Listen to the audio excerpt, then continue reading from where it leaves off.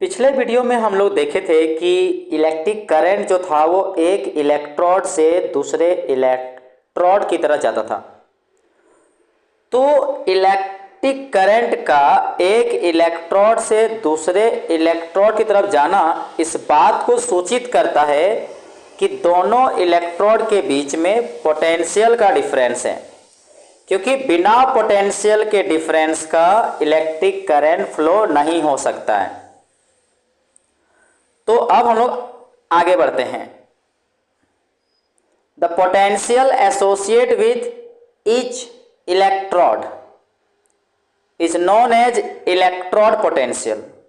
तो प्रत्येक इलेक्ट्रोड में जो पोटेंशियल आता है उसी पोटेंशियल को इलेक्ट्रोड पोटेंशियल कहते हैं।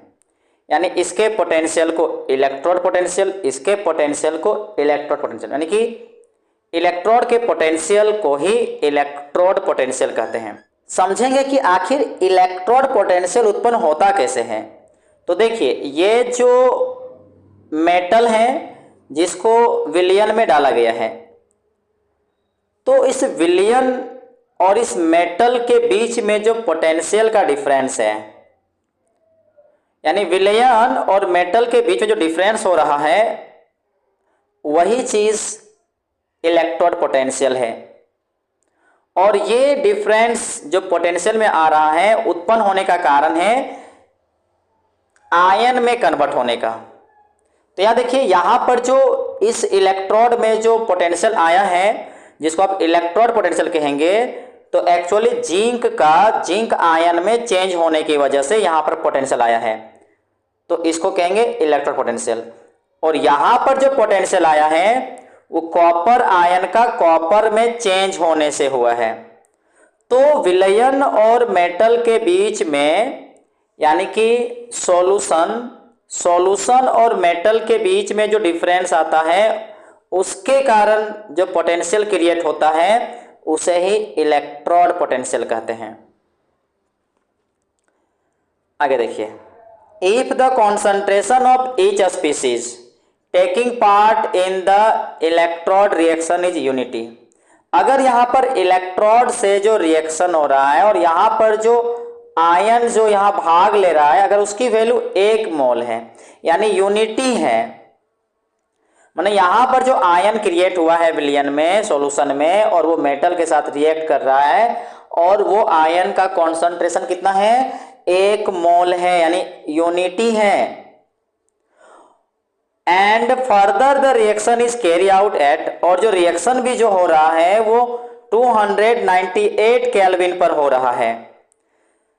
Then the potential of each electrode, तब ऐसी स्थिति में जो इलेक्ट्रोड की, जो प्रत्येक इलेक्ट्रोड की जो पोटेंशियल होगी उसे कहा जाता है, उस पोटेंशियल को standard electrode potential. Bye convention, अब मान्यता के आधार पर देखा जाए तो स्टैंडर्ड इलेक्ट्रोड पोटेंशियल, जिसको E नॉट से सूचित करते हैं, तो standard electrode potential of hydrogen electrode is, तो हाइड्रोजन इलेक्ट्रोड के लिए जो स्टैंडर्ड इलेक्ट्रोड पोटेंशियल जो है उसकी वैल्यू 0.00 है वोल्ट में। The electrode potential value for each electrode process, देखिए इलेक्ट्रोड पोटेंशियल का जो वैल्यू है प्रत्येक इलेक्ट्रोड प्रोसेस में is a measure of the relative tendency of the active species. तो एक्टिव स्पीसीज की प्रवृत्ति को नापता है प्रोसेस में कि वो रिमेन इन द ऑक्सीडाइज और रिड्यूस फॉर्म, कि वो ऑक्सीडाइज फॉर्म में रहता है, रिड्यूस फॉर्म में रहता है। तो उनकी जो इस प्रकार की जो टेंडेंसी है एक्टिव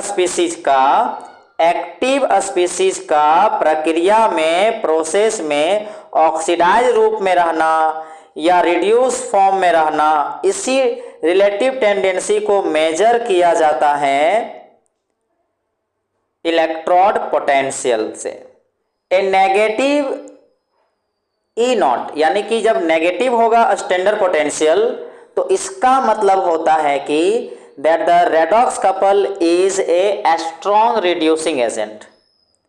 अगर पोटेंशियल स्टैंडर्ड पोटेंशियल जो है वो नेगेटिव में है, इसकी वैल्यू नेगेटिव में है, तो इस बात को सूचित करता है कि रेडॉक्स जो कपल है, रेडॉक्स कपल जो है वो स्ट्रॉन्ग रिड्यूसिंग एजेंट है। किसके तुलना में? हाइड्रोजन आयन और हाइड्रोजन मॉलिक्यूल कपल के बीच में। यानी कि इससे तुलना किया गया, मतलब हमेशा तुलना इसी से किया जाएगा। अगर इसकी तुलना में, तब यहां पर क्या हो जाएगा? तब वो स्ट्रॉन्ग रिड्यूसिंग एजेंट हो जाएगा। कब? अगर स्टैंडर्ड जो पोटेंशियल है, स्टैंडर्ड इलेक्ट्रोड पोटेंशियल अगर नेगेटिव आता है तो ई नॉट का वैल्यू जब नेगेटिव आएगा तो किसकी तुलना में? H प्लस H2 मॉलिक्यूल के तुलना में ये क्या होगा? जिसका वैल्यू नेगेटिव में आ रहा है ई नॉट का, तो वो होगा स्ट्रॉन्ग रिड्यूसिंग एजेंट। मतलब वो रेडॉक्स कपल जो होगा स्ट्रॉन्ग रिड्यूसिंग एजेंट होगा। ए पॉजिटिव ई नॉट, यानी कि अगर ई नॉट का वैल्यू यानी स्टैंडर्ड इलेक्ट्रोड पोटेंशियल का वैल्यू अगर प्लस आता है तो इसका मतलब ये हुआ कि वो जो रेडॉक्स कपल है वो एक वीकर रिड्यूसिंग एजेंट है। किसके तुलना में? H plus H molecule couple के तुलना में, क्योंकि तुलना हमेशा इसी से किया जाएगा। The standard electrode potential are very important. देखिए स्टैंडर्ड इलेक्ट्रोड पोटेंशियल जो है वो बहुत ही महत्वपूर्ण होता है। And we can get a lot of other useful information from them, और इसकी सहायता से हमें बहुत सारे महत्वपूर्ण सूचनाएं प्राप्त हो पाती हैं। The values of standard electrode potential for some elected electrode processes are given in table 7.1। तो यहां पर कुछ स्टैंडर्ड इलेक्ट्रोड पोटेंशियल का वैल्यू यहां पर दिया गया है। नीचे जो टेबल 7.1 यहां जो दिख रहा है, यहां पर आप देख सकते हैं तो क्या दिया है ना? Values. The values of standard electrode potential for some elected electrode, जिसको चुना गया है इलेक्ट्रोड के तौर पर, इलेक्ट्रोड प्रोसेस में जिसे चुना गया है, इनके कुछ यहां पर देखिए स्टैंडर्ड इलेक्ट्रोड पोटेंशियल का वैल्यू दिया गया है। You will learn more about electrode reaction. कहता आप और इसके बारे में, इलेक्ट्रोड पोटेंशियल के बारे में और अधिक सीखेंगे और सेल के बारे में भी सीखेंगे क्लास 12th में।